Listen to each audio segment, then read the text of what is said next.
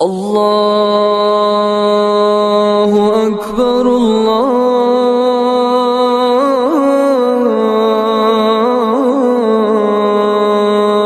اکبر۔ السلام علیکم ورحمۃ اللہ وبرکاتہ۔ میرے مومن بھائیوں اور عزیز دوستو، امن و استحکام کی نعمت بڑی عظیم الشان نعمت ہے۔ یہ دین و دنیا کی کامیابی اور ملکوں کی تعمیر و ترقی کی بنیاد ہے۔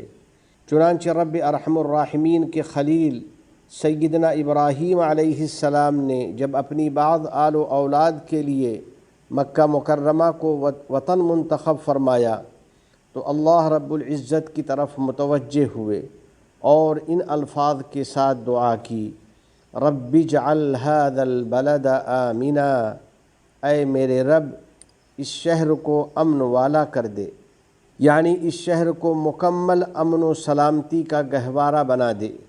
چنانچہ حضرت ابراہیم علیہ السلام نے سب سے پہلے جس چیز کی حاجت محسوس کی اور سب سے پہلے جس نعمت کی التجا فرمائی وہ یہ تھی کہ اس وطن کو مکمل امن و امان حاصل ہو اور امن و سلامتی کی چھاؤں میں اس کی تعمیر و ترقی پروان چڑھے۔ اور یہی وہ دعا ہے جو ہمارے آقا ہمارے نبی محمد عربی صلی اللہ علیہ وسلم نے رب کریم جل جلالہ سے مانگی۔ چنانچہ مدینہ منورہ سے متعلق آپ علیہ السلام نے رب ارحم الراحمین سے یوں دعا کی، اللہم ان ابراہیم حرم مکہ وانی حرمت المدینۃ ما بین لابتیہا۔ یا اللہ، ابراہیم علیہ السلام نے مکہ کو حرمت والا شہر قرار دیا تھا اور میں ان دونوں پتھریلے میدانوں کے درمیانی علاقے کو حرمت والا شہر قرار دیتا ہوں، یعنی مدینہ منورہ کا جو حصہ ان دونوں پتھریلے میدانوں کے اطراف میں واقع ہے۔ امن و سلامتی کی دعا کرنے والوں، امن و امان رب تعالیٰ کی ایسی عظیم نعمت ہے جس کی بدولت سراپا سلامتی نصیب ہوتی ہے۔ چنانچہ انسان، چرند پرند، شجر و حجر سبھی اس نعمت سے بہرہ مند ہوتے ہیں۔ سیدنا ابو ہریرہ رضی اللہ تعالی عنہ فرماتے ہیں، لو وجدت الظباء ما بین لابتیہا ما اخفتها، وجعل صلی اللہ علیہ وسلم 12 میلا حول المدینۃ حما۔ اگر میں ان دونوں پتھریلے میدانوں کے درمیان ہرنیوں کو پاؤں تو انہیں ہراساں نہ کروں، یعنی مدینہ منورہ کے احترام میں ان سے کوئی تعرض نہ کروں۔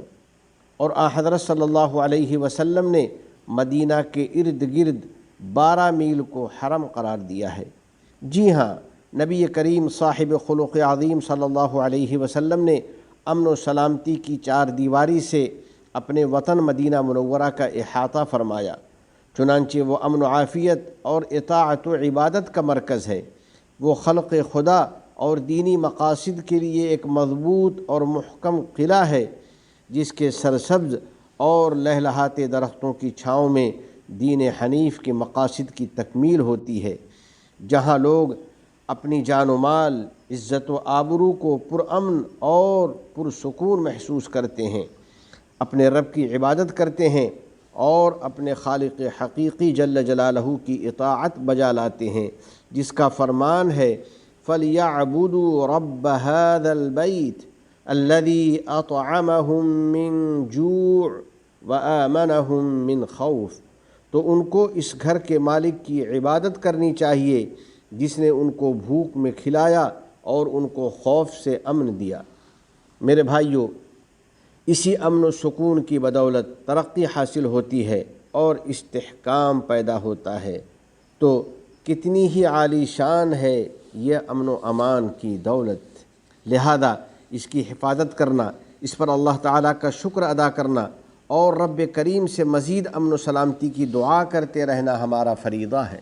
یا اللہ، اس وطن عزیز کے امن و سکون اور ترقی و استحکام میں اضافہ فرما، اماراتی پرچم کو مزید رفعت و بلندی اور عزت و شوکت سے نواز دے۔ الہی ہمیں اپنی اور اپنے نبی محمد عربی صلی اللہ علیہ وسلم کی اطاعت کی توفیق عطا فرما، اور ان کی اطاعت کی بھی جن کی اطاعت کا تو نے اپنے اس فرمان میں حکم دیا ہے۔ یا ایہا الذین آمنوا اطیعوا اللہ واطیعوا الرسول واولی الامر منکم۔ میرے مومن بھائیوں، انبیاء علیہم السلام کے خصائل طیبہ میں ایک مبارک عادت اپنے وطن کے لیے خوشحالی کی دعا کرنا ہے۔ چنانچہ ابو الانبیاء سیدنا ابراہیم علیہ السلام نے اپنے وطن مکہ مکرمہ کے لیے دعا فرمائی اور باری تعالیٰ سے یوں عرض کیا، وارزق اہلہ من الثمرات، اور اس کے رہنے والوں کو پھلوں سے رزق عطا فرما۔ اسی طرح ہمارے نبی محمد عربی صلی اللہ علیہ وسلم نے اپنے وطن مدینہ منورہ کے لیے دعا فرمائی اور اللہ رب العزت سے یوں التجا کی، اللہم بارک لنا فی ثمرنا وبارک لنا فی مدینتنا وبارک لنا فی صاعنا وبارک لنا فی مدنا۔ یا اللہ ہمارے پھلوں میں برکت ڈال دے، اور ہمارے لیے مدینے میں برکت ڈال دے، اور ہمارے صاع میں برکت ڈال دے، اور ہمارے مد میں برکت ڈال دے۔ صاع اور مد یہ دو پیمانوں کے نام ہیں۔ الغرض انبیاء علیہم السلام وطن کے لیے دعا کیا کرتے تھے۔ میرے عزیز بھائیوں، ہمیں بھی کثرت کے ساتھ امارات کے لیے دعا کرنی چاہیے۔ وطن عزیز امارات کو اللہ تعالیٰ نے جن نعمتوں سے نوازا ہے، وہ ہمیشہ ان میں جود و سخاوت کا مظاہرہ کرتا ہے۔ ہمیشہ دوستوں، بھائیوں اور اسی طرح عام انسانوں کی معاونت میں یہ ملک پیش رہتا ہے۔ اگر لوگوں کو کوئی تنگی پیش آئے تو ان کی طرف جلد از جلد پہنچتا ہے، اپنے قول سے پہلے اپنے عمل کو ظاہر کرتا ہے، اور بات سے زیادہ کام پر یقین رکھتا ہے، اور اس سلسلے میں اپنے رب کی رضا اور پھر انسانیت کی خوشی کے علاوہ اس کے سامنے کوئی غرض اور کوئی مقصد نہیں ہوتا۔ چنانچہ وطن عزیز امارات ہر موقع پر اعلیٰ پیمانے پر اپنی انسانی و اخلاقی اقدار کو بروئے کار لاتا رہتا ہے۔ آخر میں بارگاہ رب العزت میں عرض ہے، الہ العالمین تیرے ہی لیے تمام حمد و ثنا ہے، ایسی حمد و ثنا جو تمام نعمتوں کا احاطہ کر لے اور تیرے مزید فضل و کرم کا باعث ہو۔ یا اللہ بے کسوں اور کمزوروں کے ساتھ لطف و رحم کا معاملہ فرما، ان کی حالت زار کو خوشحالی اور امن و سکون سے بدل دے، ان کے رزق میں وسعت و برکت عطا فرما، ان کے جملہ امور کی سرپرستی اور کفالت فرما، ان کی تکالیف دور فرما، ان کے دکھوں کا مداوع کر دے، ان کے مریضوں کو شفا عطا فرما، جو مبتلا حال ہیں ان کو عافیت عطا فرما، اور ہم تمام لوگوں کو خوف سے امن و حفاظت عطا فرما۔